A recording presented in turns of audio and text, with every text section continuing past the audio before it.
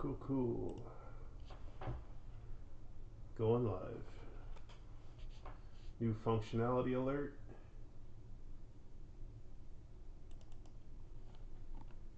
So here we go. Right. So actually lots of new functionality. We're just going to start with the panels. So like this is new. You can create panels so you can organize the UI in your own way. First thing is you're going to want to log in. So when you sign in, I'm just going to use Google.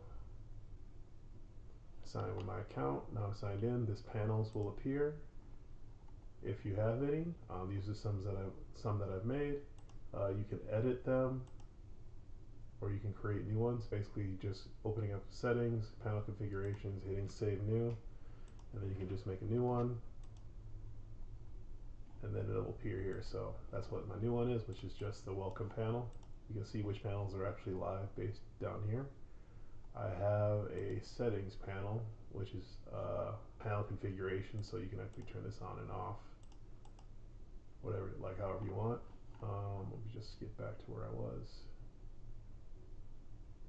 So I have my settings configuration set up like this. I can select my configuration, which basically just kind of shows me how things are arranged. So like this is an example one I made. This is the setting. So this is actually the setup for the settings. This is just a different one. But anyways, I want to delete this. So I can hit that. I can delete the configuration. Now it's gone. And once you delete, it never comes back. But you can always just recreate. So they shouldn't be hard to recreate. So that is the settings new configuration for that. So the next thing is, let's go to the chop. So if you're like me and you have a MIDI instrument, you can actually play into the machine directly. So if I hit a note here, up in the right hand corner, you'll see it's loading the kit. And when the kit's loaded, then you can actually play. So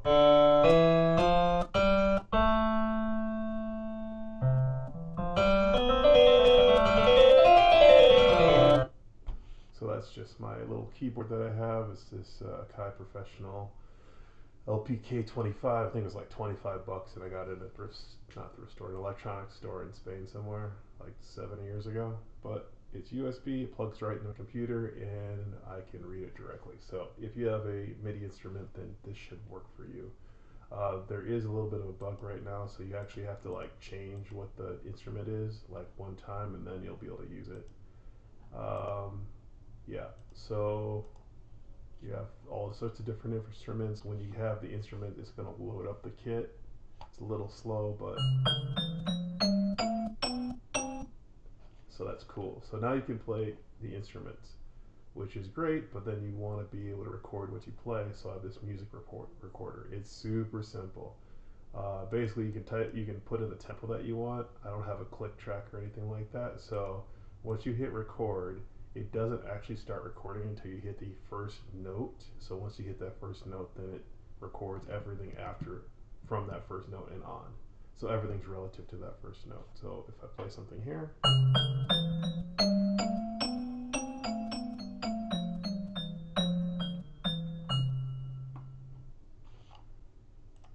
so that saves it up here into the MIDI files. And I click that guy, and you can see everything I just played. So that's neat, right? Now, one of the things I'm going to do is make it so like this is 4 beats. So it's measure so beat 0 is measure 1. So I'm going to change this, but you can I'm going to make it so you can shrink this tighter so you can get more and select more. But anyways, you can take what you've played and you can chop it. So, or you can actually save it. So you could just download. So I downloaded. You can download what you just played in, so you actually have it as a MIDI file. You can take that and then you can chop it, so you can make it a chop of it. So then I have this new lick. So it's my Formal Noble Great MIDI 1, which is what I just played into the machine. So that's cool. which brings us to the next piece of functionality. Now this one is brand new, so you'd have to set up the panels on your own, and for me I just call it MIDI track editing. So you just have your MIDI track editor module selected and the licks, and then you can arrange your screen however you like. So what I have here is, this is a new MIDI track. This is a MIDI editor, so you can actually edit stuff. So if you double click inside here, you can add new notes and things like that. You can select your instrument that you want, and then it'll play. So that's neat. This one is like on repeat, so if I hit play, it'll just keep playing it again and again. And when it plays it again, when it gets to the end of this note, it repeats right away. So there'll be a little bit of delay, so it's not like it's not like the beat track. So it's a little gappy there, but it's all right. But anyways, there's lots of stuff you can do to that. You can take a note. It will automatically sort of snap to these lines. You can take a note and then you can split it. Now if you split it unevenly, then you'll have an uneven split and you can't really get it on the lines again, which I'll work out later, but for now it's okay. So if I do it into 6, so then I have 6 little sections, and I don't know why that happened, so another bug. These will get fixed anyway. So if you find something like that and you have a note that you don't want, you can just hit the delete button and then it'll delete. Now that is super weird.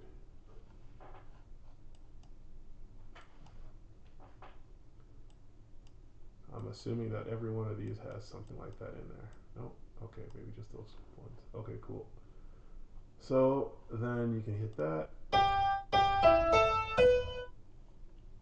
And you're like, oh, that sounds neat. I want to copy it, so you can make a copy of it. And then it shows you, it basically copies everything in place. So then you can just drag it and drop it down. So we'll drop it down a 5th. So that should sound interesting. And then we can even copy it again. So copy, and we'll take it up a 3rd, a major 3rd. So now these are all major chords and almost major chords, whatever that is. So that's interesting. So you can copy and paste. You can mess with the tempo however you want. So you could turn down the tempo. You can turn up the tempo. So that's neat. And then also you see these little white marks inside each of these guys are the volume controls. So if you select these, you can change the volume up and down for each individual one. There'll probably be lots of interesting things they can do, like maybe randomly adjusting the volume up and down like within a range, so that you get more human-like performance, because no one ever hits every key exactly the same amount, because your fingers don't work like that. So let me just turn. Yeah, so you have to select something in order to turn the volume down. If I turn it all the way almost down, so then you can hear that. So yeah, so you can do that. Move stuff around. I'll have to check on what's going on with this split, like why it's acting weird. So that's not something I didn't want it to behave like that, but you know, you get the idea. This is always going to be a work in progress, so yeah. So in order to get, I'm not sure if I mentioned this, but in order to get this lick over, you can just hit this button so it loads the current lick, which will remove all of these guys here. So that'll all go away.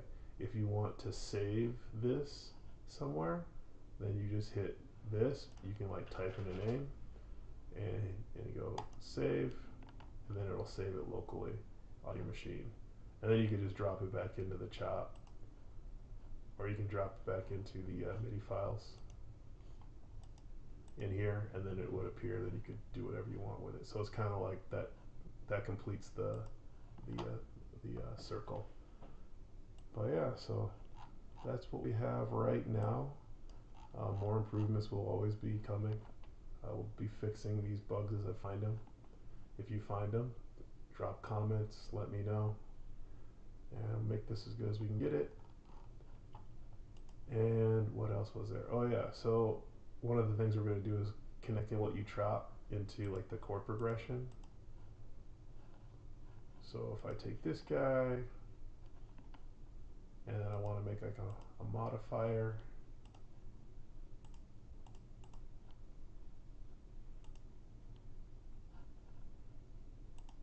I'll take a modifier, add it once, she's fine, MIDI file on top of that, default mappings, modular voice mappings, go back to here,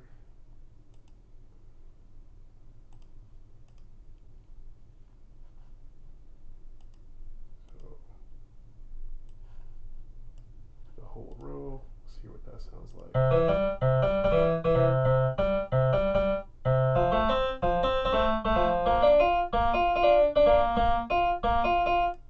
So that becomes something. So real artists out there can probably do something amazing with that, but I ain't that guy. So cool. Right. So